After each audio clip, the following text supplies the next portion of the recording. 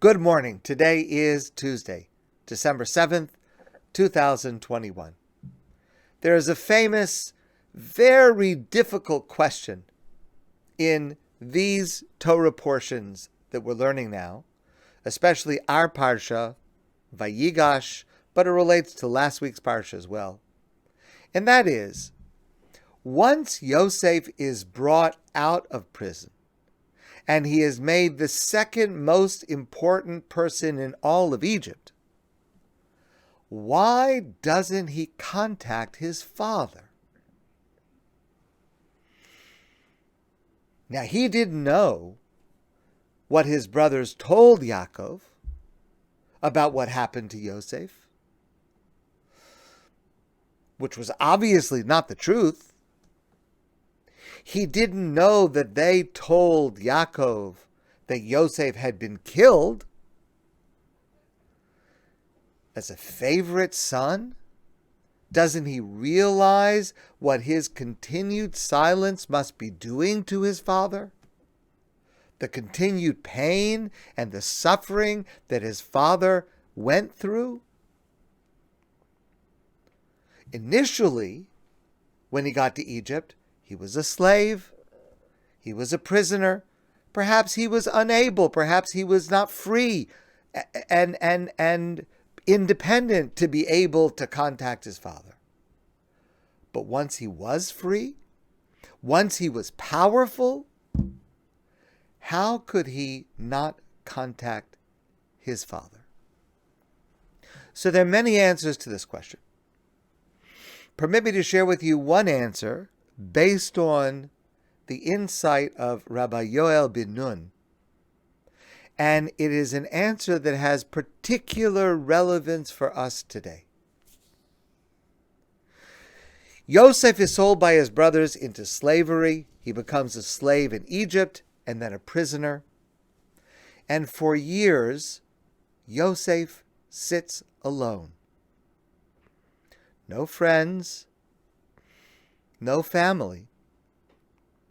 His mind endlessly rehashing what happened. What brought him to this state? Alone, in the dark, suffering. Our anxiety overwhelms us, and we start to question and fear everything. Why hasn't Yaakov come looking for me? Yosef must have thought to himself. He didn't know that Yaakov thought that his son Yosef was dead. Why did Yaakov send me alone? Yosef thought to himself, as a 17-year-old boy, to go find my brothers shepherding their flocks. Didn't Yaakov realize how jealous of me the other brothers were? Didn't he realize how much they hated me? Didn't he realize how much danger he was putting me into with this mission he sent me on? Why did he send me?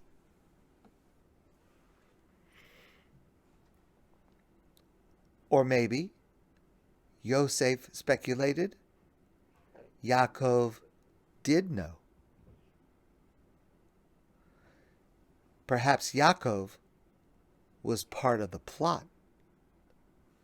Perhaps his brothers had convinced Yaakov that Yosef was too arrogant, too spoiled, and the family would be better off without him. Yosef did not contact Yaakov because he feared that Yaakov wanted him dead, or at least gone. Now we know that that is not only false, but preposterous. We know that. But that's what happens with fear and anxiety and loneliness in the dark. We imagine the unimaginable. We imagine the absolute worst. And this fear, this anxiety ate away at Yosef even after he was free. Even later when he had married and had a son, the Torah tells us, Vayikra Yosef as Shem Habachar Menashe. Yosef called the name of his firstborn son Menashe, Ki nashani Elokim es kol amali, v'es beis avi. God helped me forget all my suffering and helped me forget my father's house.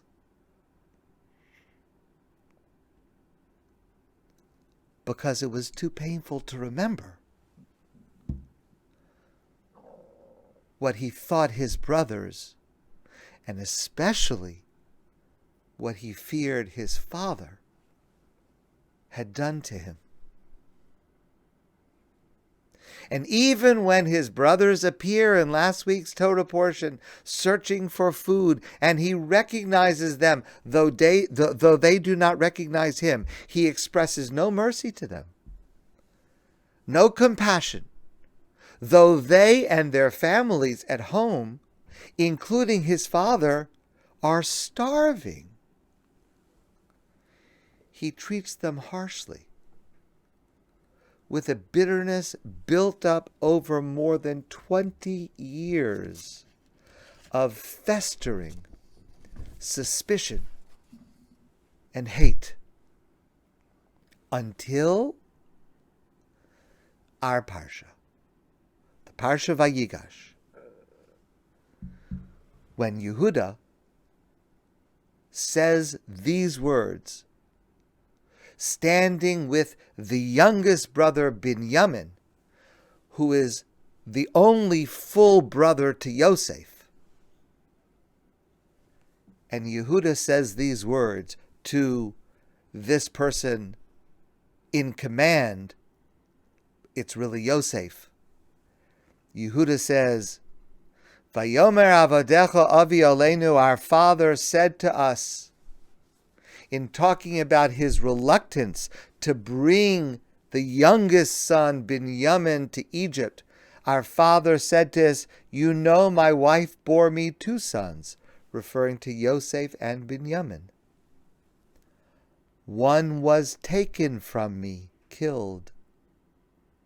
I will live the rest of my life in agony.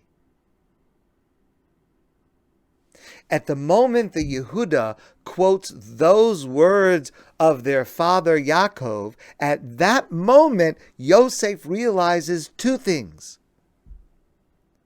Number 1, over 20 years later, Yehuda and the other brothers were willing to sacrifice themselves to protect their brother Binyamin, which is a complete transformation from how they treated him. And number 2, Yosef realizes only at that moment his father never abandoned him, certainly never caused or even wished him harm, but suffered as Yosef suffered every moment they were apart. And that's the moment when Yosef says to them, Ani Yosef, I am Yosef, Ha'od Avichai, is my father still alive? But Yosef could not have said those words even a moment sooner, because of what he was going through, because of what had happened to him. Thank God I have never experienced anything remotely comparable to this. And I am so blessed that I am not alone and that I am well. Thank God. But even me, when I am up in the middle of the night by myself. Sometimes I can't stop my mind from running to the most horrible scenarios, which in the daytime I know to be preposterous. But at night, alone, we can imagine the worst. And when that happens to me on this tiny, tiny scale, when that happens to me, I think to myself, what must it be like for someone who is alone? What must it be like for someone who is sick? What must it be like for someone who is insecure about their food or their shelter? Someone like Yosef, or like many of us, many of those around us, even now, way into this, and maybe things are getting better. But there are many around us who are now truly suffering, no less than Yosef suffered all those dark years. Several years ago, there was a remarkable article written by Dr. Dhruv Kular. It was written in the New York Times. The title is How Social Isolation is Killing Us. He talks about being in the hospital with people as they pass away, God forbid, and the differences in the experiences between one patient and another, one family and another. Every day I see variations at both the beginning and end of life. The only thing worse than suffering a serious illness is suffering it alone. He writes, since the 1980s, the percentage of American adults who say they're lonely has doubled from 20% to 40%. One recent study found that isolation increases the risk of heart disease by 29% and stroke by 32%. Loneliness can accelerate cognitive decline in older adults. And isolated individuals are twice as likely to die prematurely as those with more robust social interactions. We're about to enter a second winter of COVID. It does appear that, thank God, things are much better. People with the vaccine are in much better shape. The world in general appears to be getting better. Not better yet, but getting better. But even as that is true, this coming winter will be very, very hard for a lot of people, as it was last year. The effects can be as devastating for them as it was for Yosef. But here's the amazing thing. I can't cure COVID, but I and you can help someone feel not alone. And it's so easy.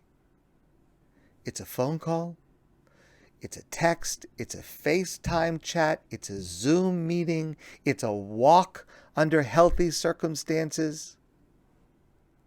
Now, as you well know, we at Adath have been doing this since the beginning of COVID, making calls, checking in with people, doing errands, helping in any way we can, and we continue to do that. And I know many of you continue to do that.